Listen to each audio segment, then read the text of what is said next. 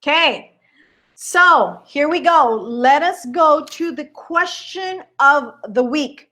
So this week has been pretty busy for the Living on Guam Realty team. The great thing about folks who are working with us is you are not limited to working with one agent, one person. Like, you're not limited to just working with me, because I'm only human. This is not a one-man show, a one-man band. You're actually working with a team so that the bandwidth is bigger, and we can help more people, and we can help more people effectively and efficiently. So this week we've had several folks who were inquiring about buying.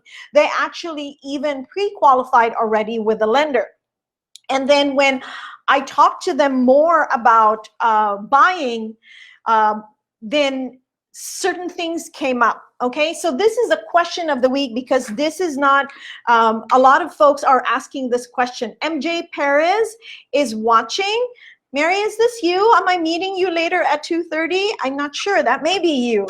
Anyway, so this is the question of the week from my VA buyers, because the niche of Living on Guam Realty are military members and families who are PCSing to or PCSing off Guam. So those who are PCSing to Guam are asking this question: can I buy a house on Guam using my VA benefits with zero cost to me, or with zero out of pocket to me?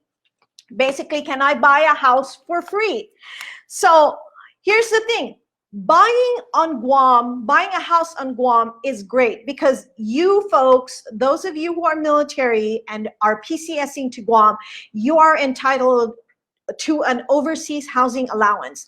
So if you're single, you will get 2205. If you're a family or coming as accompanied, then you will get 2450. So think about this. If you are single, you in 2 years, in your 2-year tour here on Guam, you will be spending about $53,000 in OHA. Now, or if you are accompanied, okay, you will be spending about $88,200 in OHA. Now, if you're single, $53,000 with a 2205 OHA, do you want to keep this $53,000 for yourself, or do you want to give it away to a landlord? And then if you're accompanied at an OHA of 2450, do you want to keep the 88,000 for yourself by building wealth, building equity in a home that you buy, or do you want to give it away to a landlord? So with that in mind, you know, why would you want to give away $53,000, or why would you want to give away $88,000? So it does make a lot of financial sense to buy in Guam. So let me just say hello again.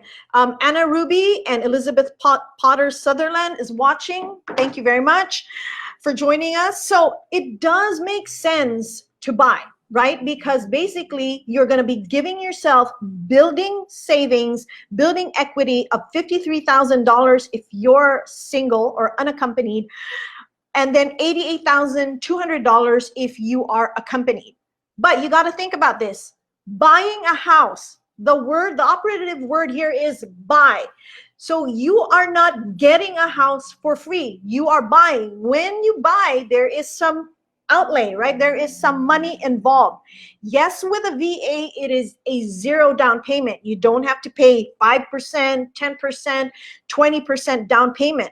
Yes, you get a zero down payment with a VA. However, you have to think of closing costs. Okay, here on Guam, the closing cost is 3 to 4% of the purchase price.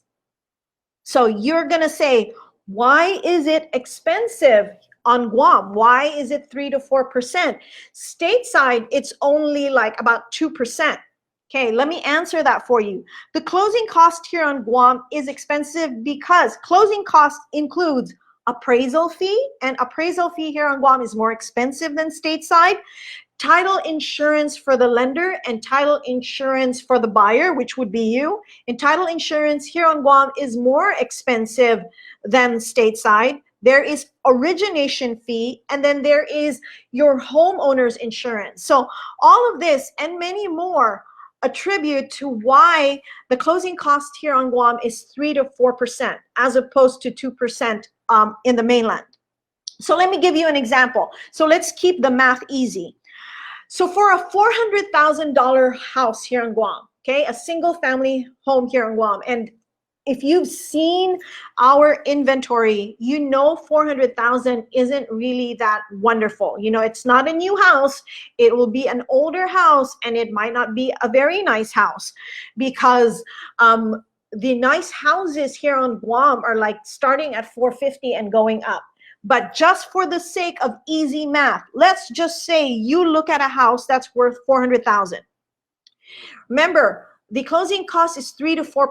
4% is being conservative. More often than not, the closing cost does not go up to 4%, but it's just good to have extra than not to have enough, right? So for a $400,000 house, that would equate to $16,000 in closing cost.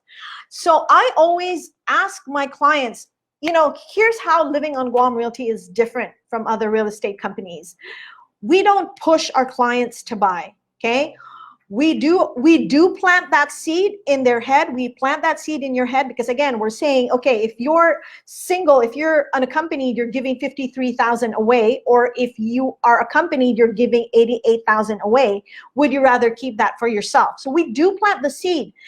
But when we talk some more with the client and we find out that they don't have money for closing costs, then we will not push you folks to buy. That would be really a disservice on our part to push you to buy. We don't want our clients to be in a bind. So what we do is we ask questions like, okay, for a $400,000 house, for example, there is a $16,000 closing cost. And then I do ask the buyer, do you have 16,000 saved up, you know, either in investments, in your 401k, in your savings, in your checking? Do you have that money set aside? If they say no, I do ask them, okay, how much money do you have saved up to help you buy a house? And then we work with that. Now, remember, your closing cost already, when you buy a house, you will put an earnest money deposit. Okay, so let's say, for example, again, a $400,000 house would be about a $4,000 earnest money deposit to put some skin in the game, to really show sellers that you're serious. $4,000 or a 1% earnest money deposit will really show the sellers that you are earnest, that you are serious about buying that home.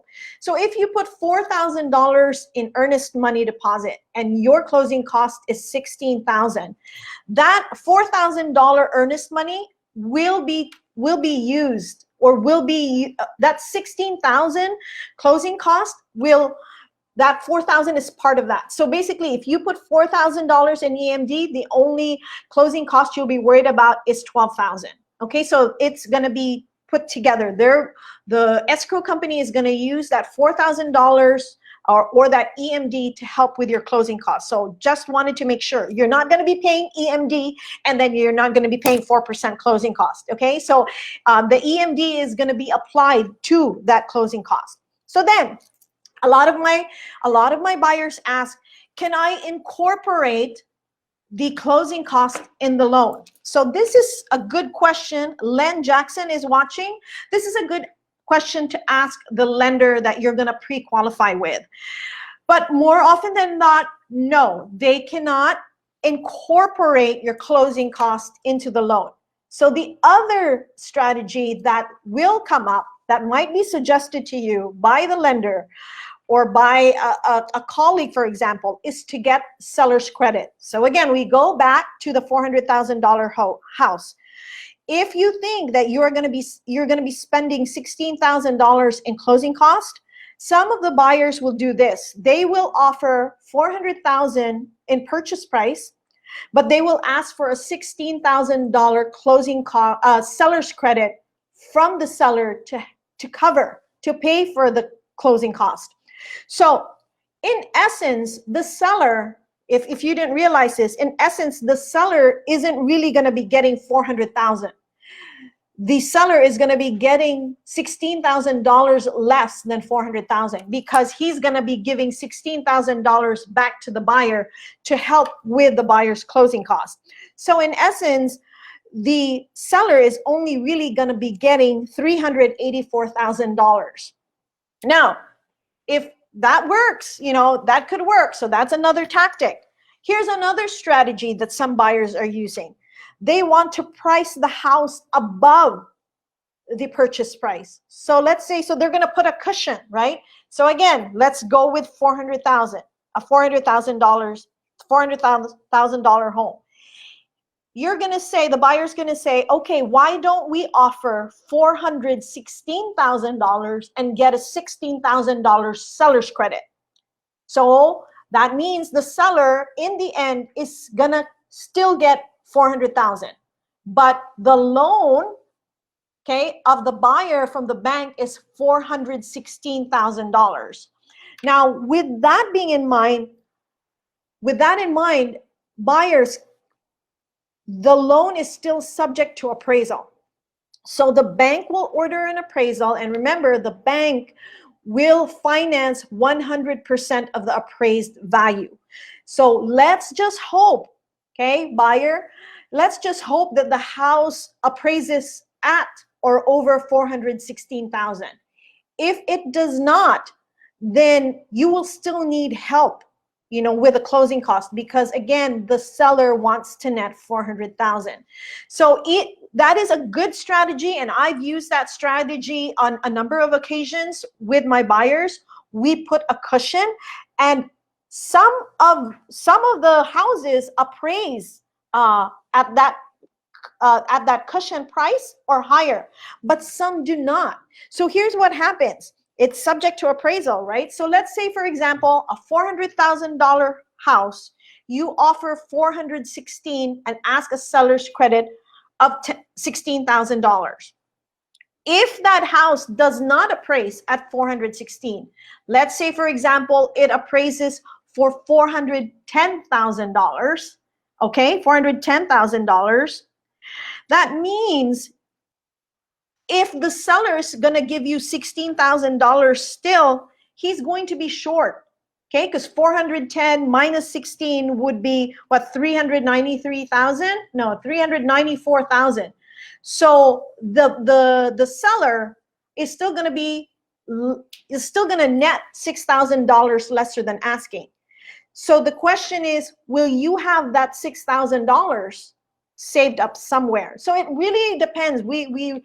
There's different strategies to this, but just know that it is best if you have money set aside for savings if you want to buy a house. And remember, a $400,000 home here on Guam is really not that desirable. It might not be in a desirable area. It might need some upgrades. It might be an older house.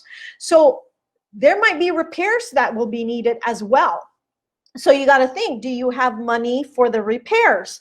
So in a nutshell, what I really would suggest, if you are thinking about buying a house, save up some money. And if you don't have enough money saved, talk to us. We can give you different solutions, different options on how we can get to the point that we can buy a home. So that is the question of the week. Okay, that is the question of the week.